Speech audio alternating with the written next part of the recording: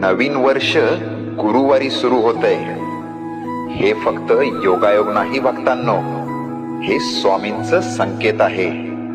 हे नवीन वर्ष तुमच्यासाठी वेगळं आहे, कारण गुरुवार हा गुरुचा दिवस आहे आणि गुरु जेव्हा सुरुवात करतो तेव्हा अर्धवट राहिलेलं आयुष्य पूर्णत्वाकडे जातं.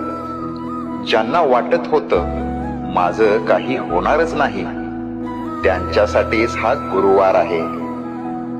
दरवाजे जे बंद होते ते आता आवाज करून उघडतील.